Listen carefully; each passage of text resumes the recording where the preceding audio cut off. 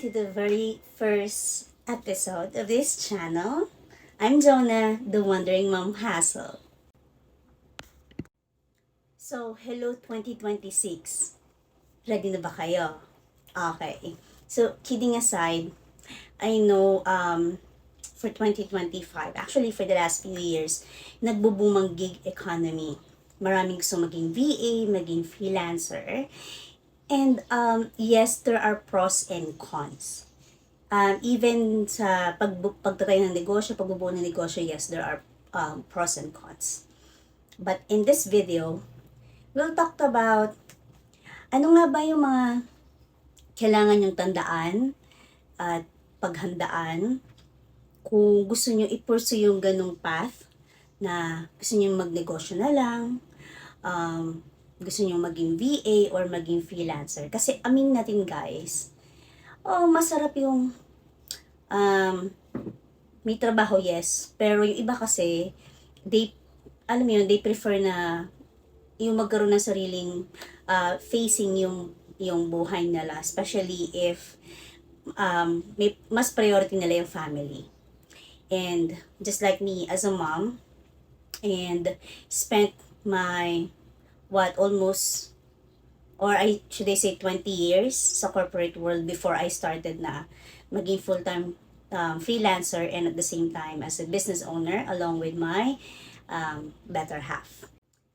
So right now, if you're someone na nagtatrabaho pa, currently employed, and gusto mong magnegosyo na lang this year, or maging VA or maging freelancer, here's what you need to be reminded of. Okay? So, number 1, huwag ka kagad mag-resign. Please lang. Do not do that. Kasi I'm telling you guys, maraming nadadapa sa ganun.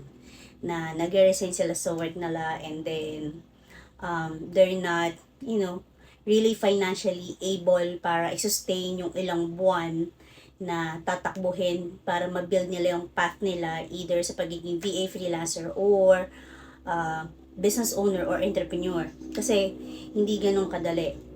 Kung mag-VA ka or freelance, hindi ganun kadali ngayon humanap ng client. I'm not discouraging you guys, ha? Pero that's the truth. Okay? Dahil napaka-tough ng competition ngayon sa market. Saturated yung market. Especially if wala kang specialized skill, medyo mahihirapan ka sa part na yon. Although there are times naman na iba sineswerte talaga, nakakuha sila kagad ng client. So, there. Wag ka muna mag-resign para lang mag-VA kagad or mag-freelance or magtayo ng business mo. Plan muna, guys. Plan muna. And save up.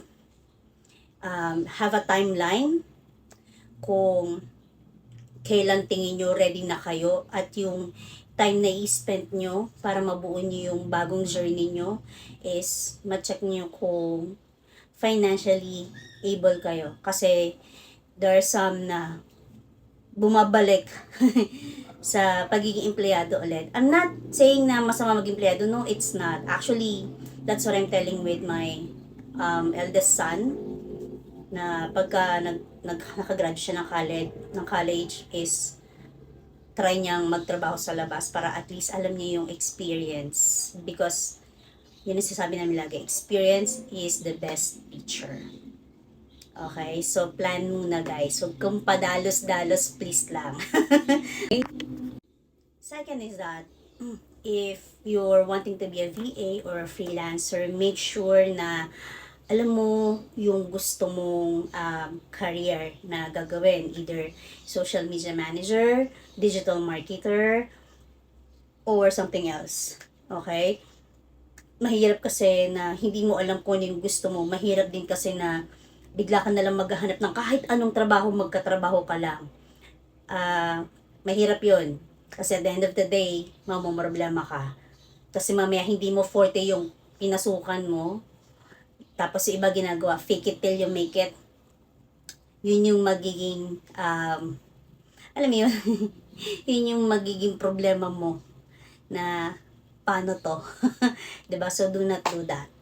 And if you're someone who's trying to come up with a business, Kailangan alam mo kung sino yung target market mo, alam mo kung ano yung gusto ng market mo, alam mo kung ano yung wala sa market na pwede mong ibigay, and alam mo kung sino ang competition mo sa market.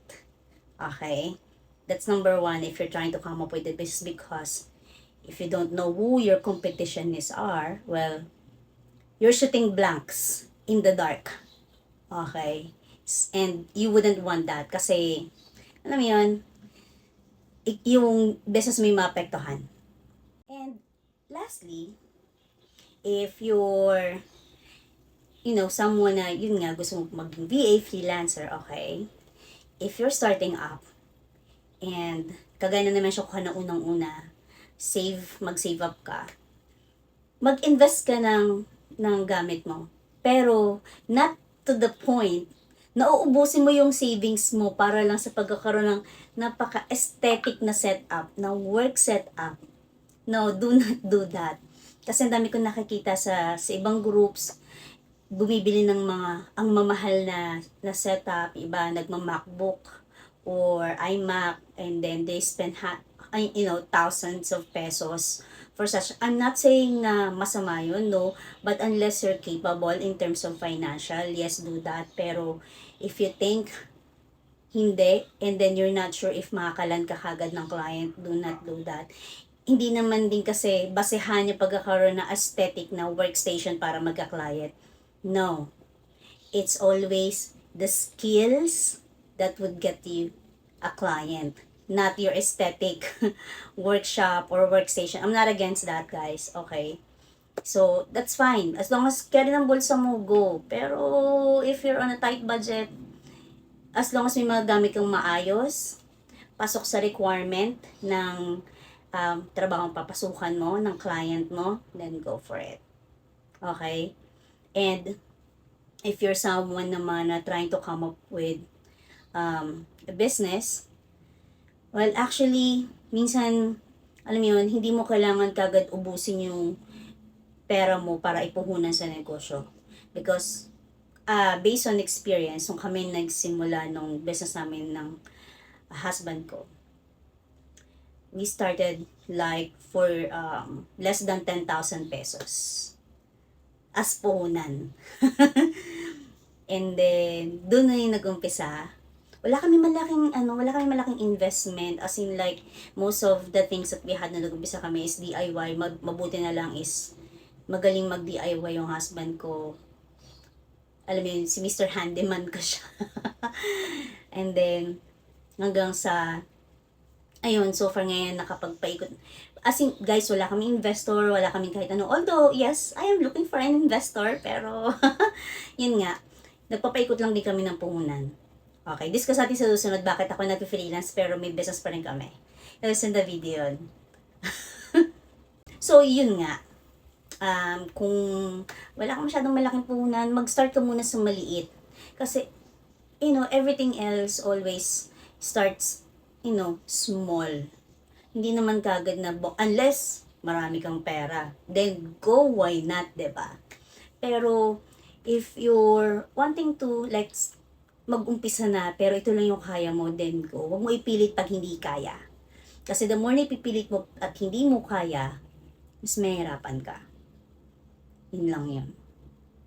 So, yun lang guys. I hope na may tutunan kayo sa video na to. And, ayun. So, bago kayo mag-jump into something, plan, save up, and then, make sure na alam nyo kung anong ginagawa nyo, at wag fake it till you make it. Okay? Kasi hindi nyo gugusin ang sakit ng ulo every end of day. Okay? So, yun lang. And, thank you for watching, and I hope i-like and subscribe nyo itong video na to. Thank you! Bye!